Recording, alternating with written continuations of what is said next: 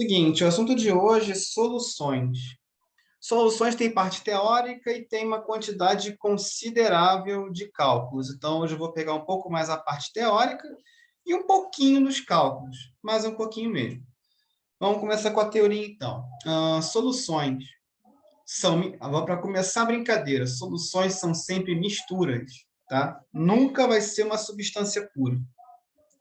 Ou seja, todas as soluções têm pelo menos duas substâncias envolvidas. E no caso, a mistura ainda é homogênea, quer dizer que a gente só enxerga uma única fase, tá? Então, falar de soluções é relembrar um pouquinho a matéria de mistura. Bom, em relação a uma solução, a gente tem duas classificações, né? Dois participantes principais. Primeiro participante é o soluto.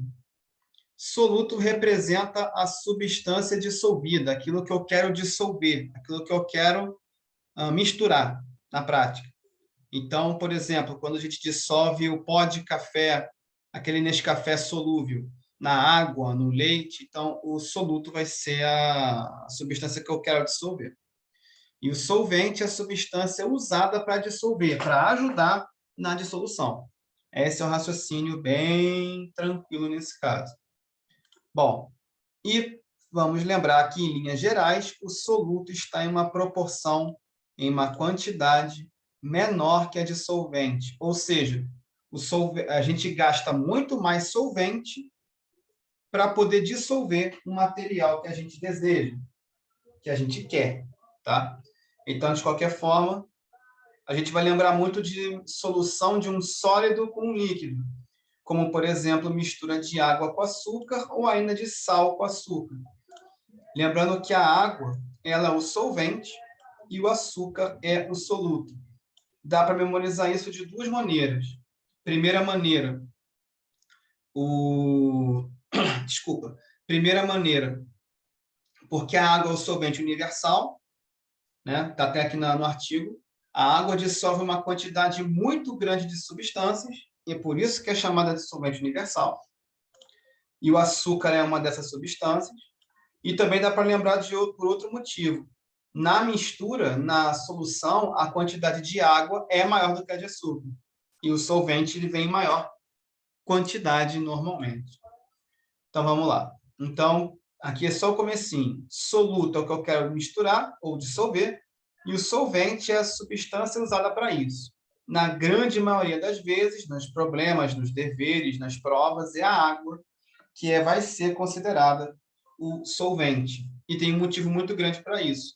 A água é a substância mais conhecida pelo ser humano, seja por estudos ou porque não vivemos sem água, na prática. Bom, aqui nós temos as classificações das soluções. Aqui é só um lembrete rápido que soluto mais solvente é igual a solução. O soluto pode ser sólido ou líquido, por exemplo.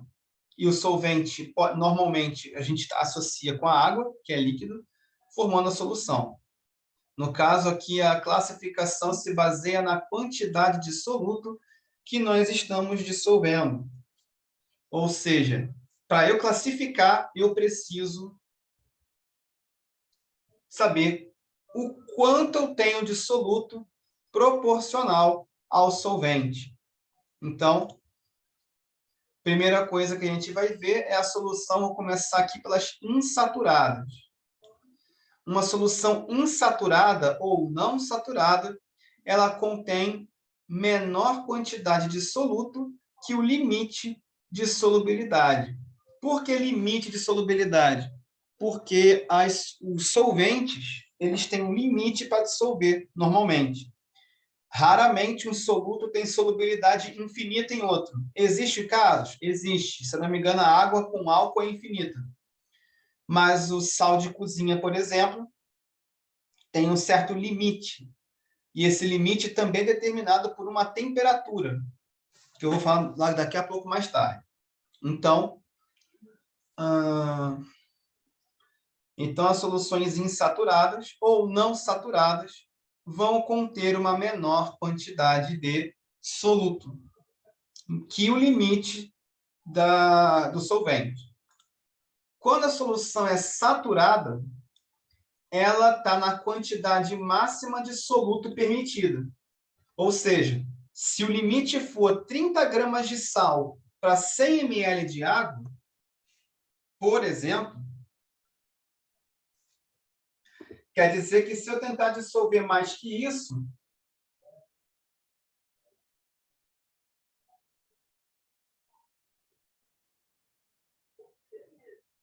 vamos lá. Então, o que acontece? Então, a quantidade máxima de soluto vai determinar o quanto você pode dissolver. Dessa maneira, se eu chegar e dissolver 30 gramas de NaCl aqui dentro, e esse for o limite, a solução vai ser chamada de saturada. Saturada, o que quer dizer? O limite necessário. Acabou. Agora, se tiver supersaturado, qual é a característica da solução supersaturada? Elas são soluções instáveis, ou seja, elas, a qualquer perturbação, elas podem mudar de configuração. Por que ela é instável?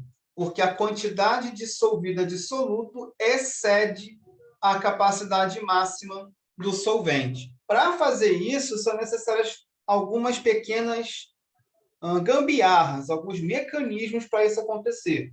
Primeiro mecanismo para forçar a barra, aumentar a temperatura do solvente, dissolver o corpo de fundo, que é essa parte que fica aqui no fundo do recipiente, e depois dissolver o que está aqui. Dissolveu? Aí você deixa esfriar até a temperatura onde estava. O corpo de fundo não vai voltar imediatamente. Esse é o ponto. Então, toda vez que a quantidade de soluto ultrapassar o limite do solvente, é porque ela se transformou em uma solução supersaturada. Tá ótimo? Então, vamos relembrar. Insaturada, a quantidade de soluto é abaixo do limite do solvente. Saturada, a quantidade dissolvida é exatamente a quantidade permitida. Se a gente tentar dissolver mais, vai formar esse corpo de fundo aqui. Ou seja, em condições normais, ou a solução é insaturada ou é saturada.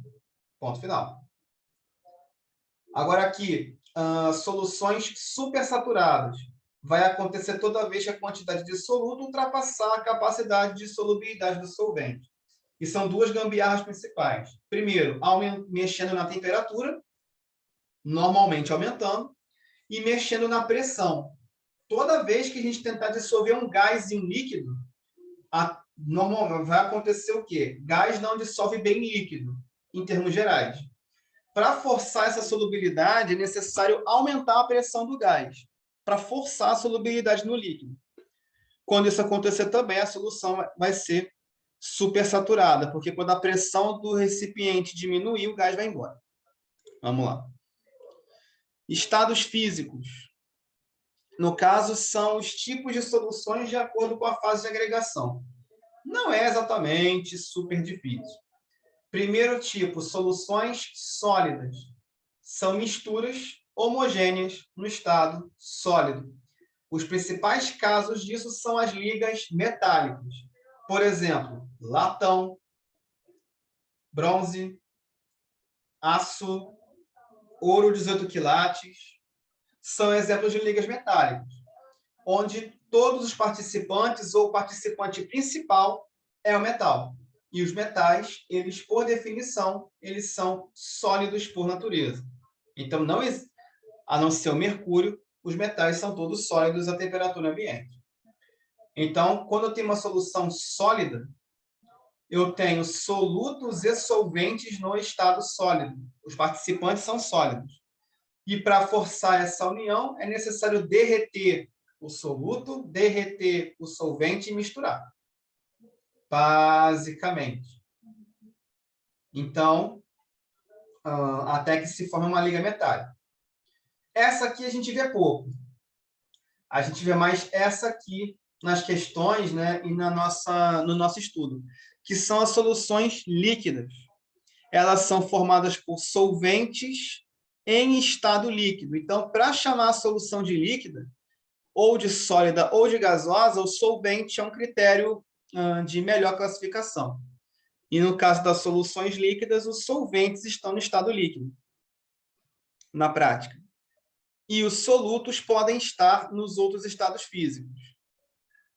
Então, uma solução só é líquida se o seu solvente é líquido. Por isso que ele é o que a gente mais associa, porque a água é o principal solvente que a gente tem por memória e a água, na natureza, é líquida. Então, a maioria das soluções estudadas no ensino médio e até em provas são desse estilo aqui. E as soluções gasosas, tanto o soluto quanto o solvente estão no estado gasoso. E não tem exemplo melhor disso que o ar atmosférico. O ar atmosférico é uma mistura de diversos gases. Gases nobres, gás carbônico, gás metano, gás nitrogênio, gás oxigênio. Tem vários. Gás ozônio, da camada de ozônio, acabei de me lembrar, enfim. Então, o ar atmosférico ele é invisível, é transparente. A gente só percebe o ar quando estamos respirando ou simplesmente pela ação do vento. Pelos olhos não dá para perceber. Então, é como se não tivesse nada entre as pessoas, por exemplo. Então, nas soluções gasosas, principal exemplo, ar atmosférico. Natureza do soluto não é exatamente... É importante, mas não é super importante, só tem a ver de acordo com o soluto. Se o soluto é molecular, ou seja, a substância ela é feita de ligações covalentes, a solução ela é molecular. Tanto é que está citando aqui, ó, partículas dispersas na solução. Quem fica disperso na solução é o soluto, tá? O soluto é chamado de disperso, ou substância ser dispersa, dispersar é espalhar, no caso, e o solvente é chamado de dispersante, certo? E o solvente é chamado de dispersante, no caso da solução, tá? Então, o solvente, o soluto, não tem metal nenhum. Essa aqui é a molécula do açúcar, por exemplo, no caso aqui da sacarose. E a solução é iônica quando as partículas dispersas na solução são feitas de ligação iônica. E a água, no caso, vai quebrar, vai solvatar esses íons. Ela vai separar a ligação iônica. E isso é possível porque a água é extremamente polar. Ela consegue fazer isso. Então, o tipo de solução vai depender da natureza do soluto. E aqui o ponto que eu queria comentar, que é o coeficiente de solubilidade. Isso aqui é o que vai determinar o quanto de soluto se dissolve em um determinado tipo de solvente. E, para isso, nós precisamos saber a temperatura e a pressão. A pressão, a gente vai levar isso mais em consideração quando tivermos gases. Quando as substâncias envolvidas aqui, quando um dos solutos for um gás. Por quê? Porque não dá para dissolver muito bem um gás dentro de um líquido sem alterar a pressão. Então, a pressão vai ser mais lembrada nessa hora. Para a maioria dos outros solutos que eu quero dissolver na água ou em outro líquido, para poder aumentar as condições de solubilidade, normalmente é só aumentar a temperatura. Ou diminuir. Tem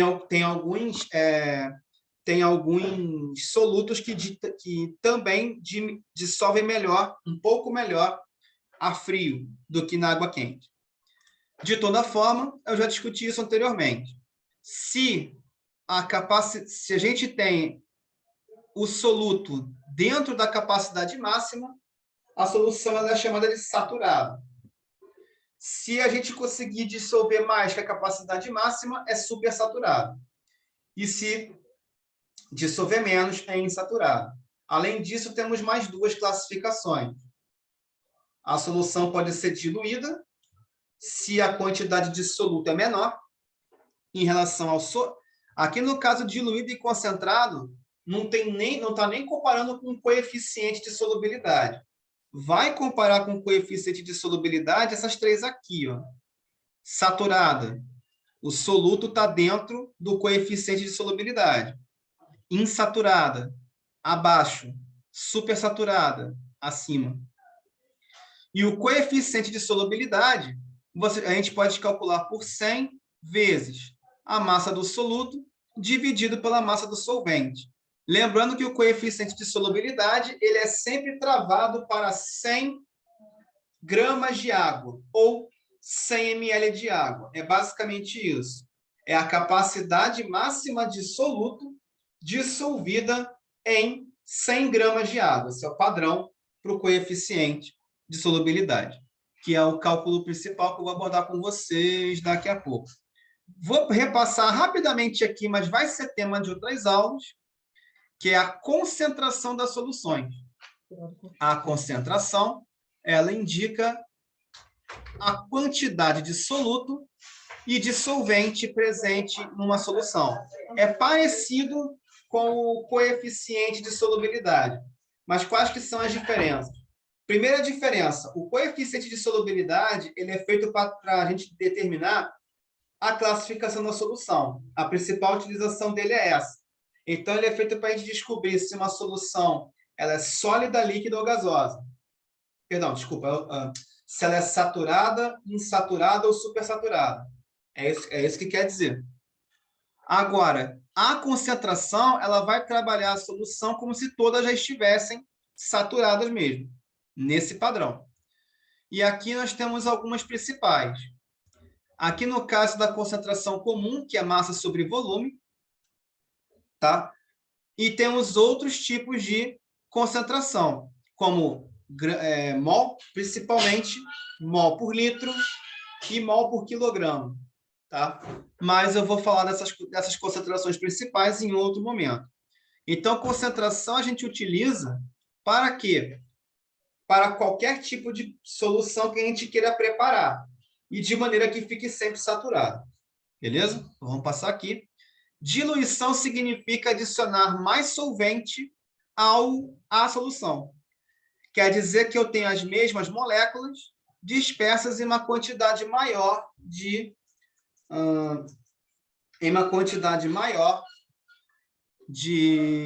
solvente. Basicamente, é enfraquecer a solução. Se eu colocar mais água, a solução diminui de concentração. O que é a concentração? É a relação do número de moléculas aqui, ou a massa em gramas, ou o número de mol, que também serve, pela quantidade de solvente aqui presente. Então, se você verificar o número de moléculas para a quantidade de água, aqui está mais concentrado.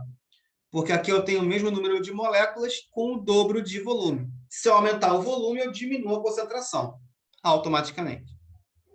Bom, mas esses dois focos não vão ser os focos da matéria, não. O foco agora vai ser exercício até o final. Então, vamos lá. Primeira questão. Um exemplo típico de solução supersaturada. No caso da solução supersaturada, vamos levar em consideração que nós temos que a quantidade de soluto ela tem que ser maior que o limite de solubilidade. É obrigatório que seja maior. Então, vamos lá. Água mineral natural. Isso só seria verdadeiro se fosse água mineral com gás. Por quê? Porque quando a gente abre uma bebida gaseificada, tem um gás lá dentro, quando a gente abre a bebida, a pressão da garrafa se normaliza com a pressão atmosférica. Na prática, a pressão da garrafa de água ou da garrafa de refrigerante, se tiver um gás lá dentro, é uma pressão muito maior do que a pressão atmosférica, para poder dissolver o gás lá dentro. Esse é o ponto. Só que essa água mineral, não está escrito aqui que água mineral é com gás. É só água mineral natural. Então, vai ter a água e os sais minerais necessários para matar a nossa sede. Então, sem o gás, está tudo bonitinho, está tudo na forma de solução, Então, o máximo que vai acontecer é uma solução saturada. Então, não. Soro caseiro é utilizado para prevenir problemas intestinais e ele também é preparado, soro caseiro, ele também é preparado com uma proporção definida, com uma proporção certinha. Então, se eu tentar dissolver além da proporção pedida, a solução vai ser, no máximo, saturada com o corpo de fundo. Não tem como fazer soro caseiro em modo supersaturado. No caso, vai ser letra C, refrigerante em recipiente fechado.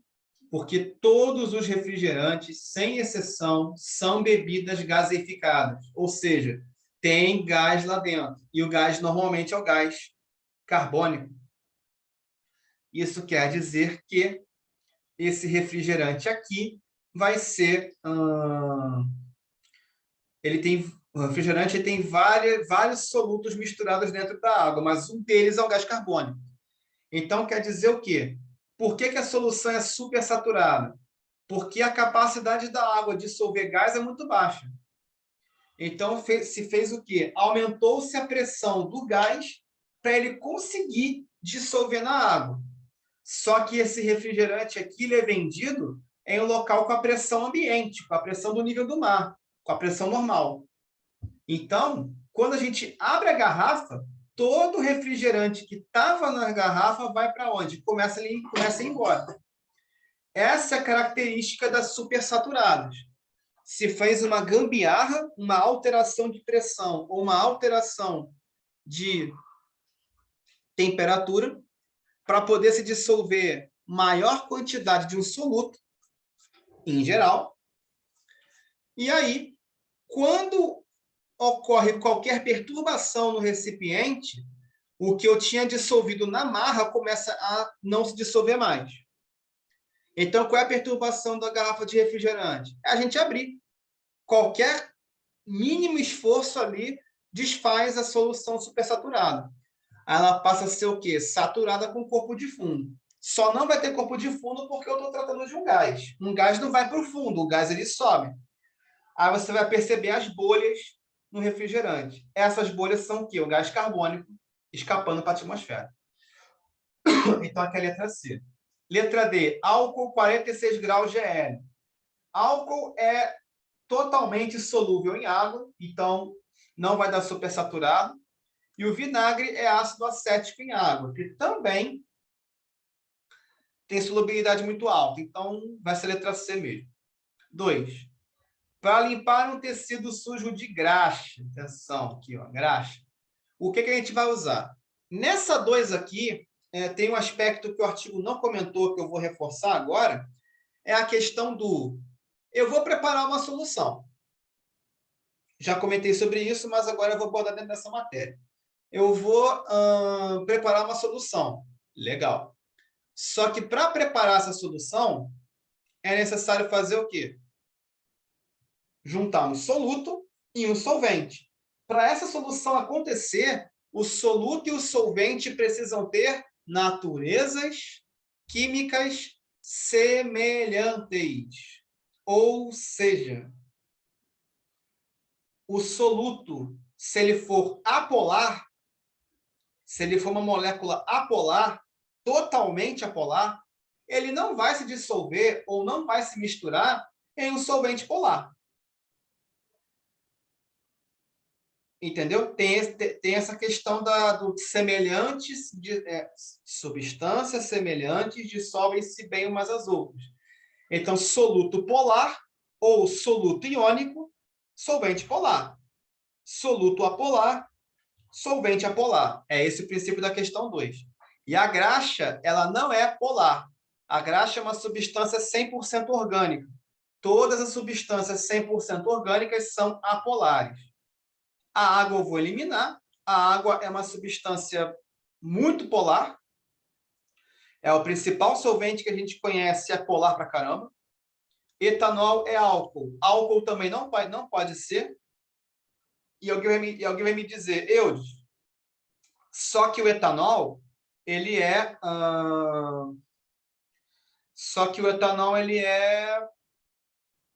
também tem parte orgânica. Tem. O álcool é uma substância orgânica. Perfeito. Só que Não é, só que a afinidade dele de dissolver é mais com a água que com a graxa. Então, o etanol não vai remover a graxa muito bem. Vinagre, mesma coisa. Ele também é orgânico, mas ele dissolve muito melhor na água. Então, só vai sobrar, apesar de eu não recomendar, gasolina. A gasolina é um derivado de petróleo. Como derivado de petróleo, ela tem a parte orgânica muito grande e o petróleo ele é apolar e não mistura bem na água. Então, a gasolina também vai ser assim. Nesse caso, se eu saber a natureza do soluto e o soluto ele for apolar, ele tem que dissolver na água de jeito nenhum. Cara, eu também, olha só, eu estou falando que eu não recomendo, tá? Normalmente para graxa eu colocaria detergente, que ele dá para limpar muito bem também. Hexano, que é um derivado do petróleo também, mas ele é utilizado justamente para limpar essas coisas aqui. Ele não é usado como combustível. E outra coisa, eu não recomendaria gasolina nem ferrando. Eu sei, não faz sentido. Eu estou te dando razão. Só que dentre essas, se você só tem essas 4 no seu armário, é essa que vai limpar. Eu sei, a gasolina é tóxica, inclusive. O vapor dela é tóxico, na pele também. Não mata instantaneamente, mas é desagradável a beça. Cheiro. Eu também pensei, só que no caso, ó, vou até levar a resposta. Ó, peraí, ó. Aqui, ó. Ó. A melhor das 4 é a gasolina. Não tem o que fazer. Ó, por que não pode ser vinagre? Porque vinagre ele é polar. Polar interage com a água. Então, esquece. O etanol, que é o álcool, também é muito polar. Vai interagir com quem? Com a água. E a água, ela é polar também. No caso da água, é ligação de hidrogênio. Os outros dois também. A graxa é totalmente apolar. A graxa ela só interage por quem? Por Van der Waals. Então, de novo, não recomendo, mas dessas opções a gasolina. Bora para a terceira. Vamos lá, aqui. Um determinado sal apresenta solubilidade em água de 135 gramas por litro a 25 graus. E a gente vai tentar dissolver 150 gramas. Qual que é o detalhe? Em condições normais, se eu quero dissolver 150 gramas e o solvente só consegue absorver 135 gramas para 1 litro d'água, quer dizer que vamos ter teoricamente, seria uma solução saturada com um corpo de fundo. Por que corpo de fundo? Porque 15 gramas desses 150 não vão se dissolver. De jeito nenhum. É isso que vai acontecer. O que vai acontecer? Isso em condições normais. Só que aqui está acontecendo uma gambiarra. Ó. Esse coeficiente aqui é a 25 graus. A água foi aquecida até 40 graus. A 40 graus, com certeza a água vai dissolver mais do que 135. E aí, o que acontece? Depois de dissolver, o sistema lentamente volta para 25 graus. E vamos obter um sistema homogêneo, quer dizer que deu para dissolver tudo. Se o sistema é homogêneo, quer dizer que os 150 gramas foram dissolvidos. Aqui não tem dúvida qual tipo de solução vamos utilizar. Tem que ser a solução supersaturada. E ponto. Ponto e pronto. Não pode ser outra. Por quê? Porque eu dissolvi 150 gramas e o coeficiente é 135. Então, estou dissolvendo mais quantidade do que o limite do meu solvente. Toda vez que eu dissolver mais quantidade que o meu solvente permite, você só pode marcar supersaturado. Tem gambiarra para isso? Tem, precisa ter, na verdade. Então, eu aqueci a água e depois deixei esfriar sozinha, é uma gambiarra. Aumentei a pressão, é um recurso artificial. Normalmente, o gás não vai dissolver. Então, eu estou forçando a barra utilizando uma técnica. Gambiarra que eu falo é forçar a dissolução utilizando alguma técnica que mexa com a pressão ou, normalmente, com a temperatura. Então, aqui só pode ser supersaturado. Bora para 4. Se dissolvermos totalmente uma certa quantidade de sal em solvente e, por qualquer perturbação, uma parte do sal se depositar, qual solução teremos no final? Atenção, no final do procedimento. Bom, vamos lá. Se a gente dissolver totalmente uma certa quantidade de sal em um solvente, se dissolver completamente, isso não quer dizer muita coisa, porque dissolver completamente pode ser insaturada, saturada ou até supersaturada. Só que aqui eu já posso eliminar a letra D, por exemplo. Uma solução supersaturada jamais tem corpo de fundo. Nunca pode ter corpo de fundo. Impossível.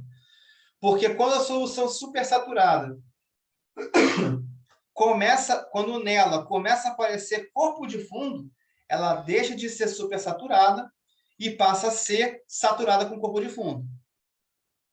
Então, a solução saturada significa o quê? Que eu atingi o limite do meu solvente.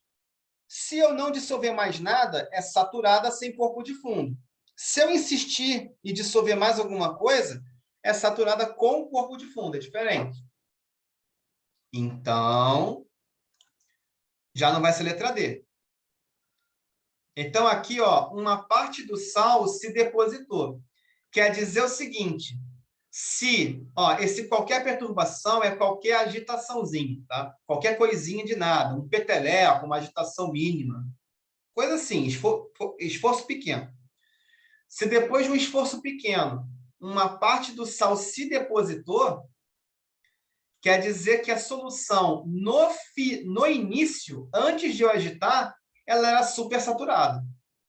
Porque se eu tenho um peteleco e começou a cair sal, começou a cair corpo de fundo, quer dizer que antes da agitação era supersaturada. E no final tem que ser o quê? Saturada com corpo de fundo. Letra A. Exatamente. Esse é o ponto. Supersaturada não tem corpo de fundo, então esquece. Letra D poderia até ser, mas como o sal já se depositou, não é mais supersaturado. Então, letra A. 5. Na carbonatação de um refrigerante, as condições em que se deve dissolver o gás carbônico na bebida são. Carbonatação é só a técnica de adicionar gás carbônico nas bebidas, tá? É só isso. Muito bem. Agora vem o ponto. Qual é o problema aqui? Gás carbônico, o próprio nome entrega. Ele é um gás. Não tem muito o que fazer. Vamos lá.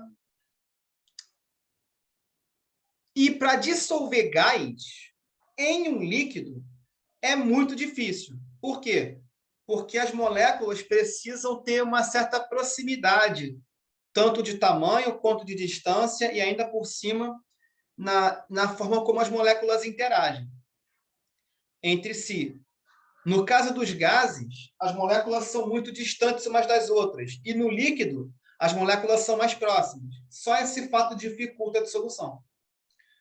Então, o que vai acontecer? Para poder aumentar a solubilidade do gás, eu tenho que fazer as moléculas de um líquido, eu tenho que fazer as moléculas do gás ficarem mais próximas umas das outras. E só dá para fazer isso com duas coisas. Aumentar a pressão sobre o gás, porque aí eu diminuo o espaço entre as moléculas, elas têm menos espaço de escape, de distância, entre elas, e baixar a temperatura do gás. Então, o que eu tenho que fazer com o gás é elevar a sua pressão e diminuir sua temperatura, porque esses dois resultados diminuem o espaço entre as moléculas e facilita a dissolução no líquido, no caso, na água. E cabe ressaltar que qualquer bebida gaseificada, ela será uma solução supersaturada, justamente porque tem gás dissolvido em líquido, e isso não é muito possível à temperatura ambiente, nem à pressão ambiente. Beleza? Então, isso vai encerrar a primeira parte aqui da aula, essa parte teórica, e o resto vai ser só exercício, tá? Vai ter mais link. Até a próxima.